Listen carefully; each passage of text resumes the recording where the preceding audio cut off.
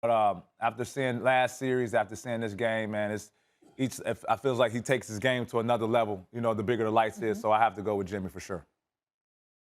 Over Tatum. Over anybody that's in that series right now. Just from game one, I have to. Where are you, Doggy? I think you got to listen. Butler's been phenomenal. I still think you probably got to take Tatum. And look at me, I didn't even want Tatum in the top 10 here about a month ago. But the 46 points against Milwaukee in Game 6, very good against Durant. I know a bad third quarter, and he's got a little better supporting cast. It's close. I would take Tatum. It's close. Yeah, but I just feel like without Marcus Smart, I think it's more pressure on him for him to now he has to bring up the ball. You know, now he still has to defend Jimmy Butler. He still has to play make. He still has to score. He still has to rebound. Rebounding is a very big key in this series. So with all of that, with the injuries, I don't think you see the best version of Jason Tatum, all because he's stretched out and he has to do a lot more without those guys. And Smart and Horford are day-to-day. Stephen A., where are you on those? Well, that's why I will roll with Doggy, really, because of what Bev just explained. The fact of the matter is Jason Tatum had to do a bit more because Marcus Smart and Al Horford was out. So you had a rebounder and a steady veteran front court body that was out, and you had the reigning defensive player of the year that was a backcourt mate that was out as well. So when you look at it from that perspective and you're going up against a tough team like the Miami Heat, led by a rough rider, ain't no question about that, in Jimmy Butler. That's what he brings to the table. You got to have all your ducks in order. You got to have everything available to you. And that's not what Jason Tatum had. So when you look at what Jimmy Butler did in game one, I would say to you, first of all, let's understand something. They punked the Boston Celtics in the third quarter. I mean, when you come out there, you go on a 22-2 run. When you force Jason Tatum into 6 turnovers and just 2 shot attempts in the quarter. When you outscore them by 25 in the quarter from open and tap of the third quarter, and that's really where the game was won, then obviously on this particular day, there's nothing to sneeze at in regards to Jimmy Butler. He set the tone in every way, not just scoring, but defensively. I mean, he forced 4 turnovers himself. And so when you look at it from that perspective, I understand how anybody would think that. But to me, let's also put things in perspective by understanding Marcus Smart being out was a major, major loss. I mean, if you looked at him on the sidelines and the way he was getting after everybody, because it wasn't because you were playing bad or because you were struggling.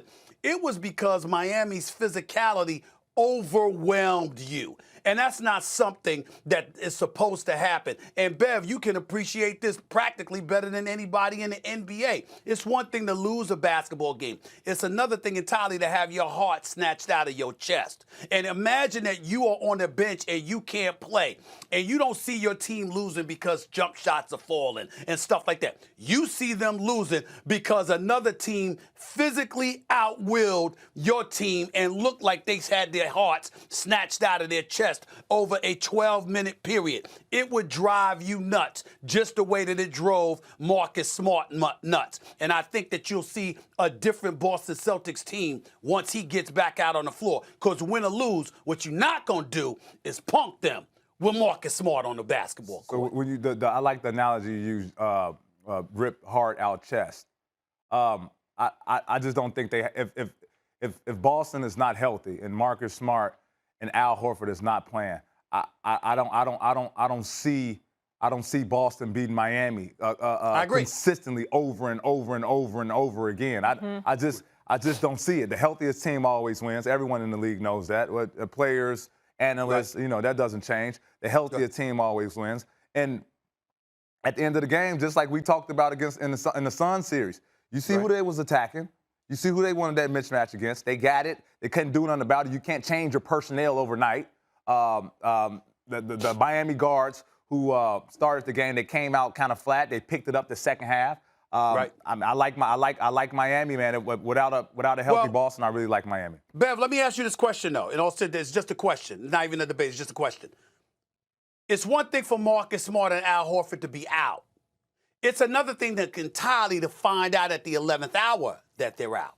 True. We were wondering whether Marcus Smart was going to play, guys, Doggy, Bev, and then we found out he wasn't going to play. Al Horford, all of a sudden, we all walked into the arena. I didn't know that Al Horford wasn't playing until we walked into the arena. And then we found out about safety protocols. And so if you're the Boston Celtics, my question to you, Bev, would be this. To lose 2 starters, particularly of that magnitude, at the last minute, how much does that factor in to the kind of pass per se that Boston could have because of what happened last night? I think it takes away. Obviously, it takes away from the mental psyche. Obviously, the team does. When Marcus Smart plays, the team does have a makeup of Marcus Smart, whatever that is. If that's the pit bull, if that's the dog, whatever his persona is and his makeup is, the team takes up that makeup when he plays. When he doesn't play, the team takes up the makeup of a Jaylen Brown as a Jason Tatum. I'm not saying it's a bad thing. I'm just saying it's very different at that point.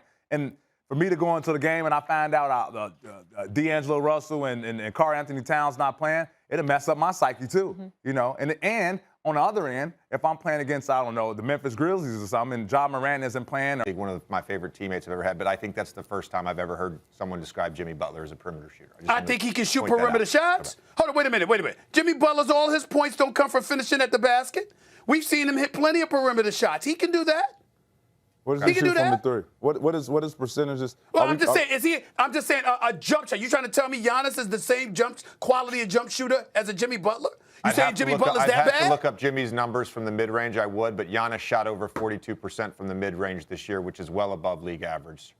Oh, my God. And Jimmy shot in the 20s and the threes from three for the last First of all, 2 years. Jimmy Butler missed some time during the season. Let's take that into consideration. A lot of times, what does it have to do with his shooting percentages? What is that? Jimmy Butler has basically decided to not shoot threes. Now, he's knocking down threes somewhere in the 30s during the playoffs. I'm not dismissing his numbers. He's not deciding. He basically stopped shooting threes.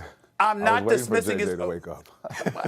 Well, first of all, JJ frowns at all this stuff like he's scaring somebody. He's scaring no damn body. I appreciate the suit. I'm not trying to scare you, Stephen. I'm trying to debate you, and I'm trying to point out how erroneous you are sometimes. I don't think I'm erroneous. I don't think. Well, first of all, it's very rare that I'm erroneous. So let's keep that in mind because you wouldn't sit across from. You wouldn't waste your time sitting across from somebody who's erroneous that much. So we know better than that. So that's a lie. Number one. Number two. Let's take into account the fact that because Giannis is coming downhill, a lot of times he gets wide open shots because people are literally daring him to shoot because they don't want him coming to the basket because they know how unstoppable he is close to the basket. If there's anybody, I challenge you, since you're so big on analytics and you so bringing up the numbers, how many open perimeter shots does Giannis get simply because people are praying he takes those shots and they'll take those chances? They don't even contest them 90% of the time. He's shooting a jump shot because they're so petrified of him getting to the basket. That's an eye test thing. Numbers don't tell every story, not every story. I'm talking about mid-range pull-ups, mid-range turnarounds in the post.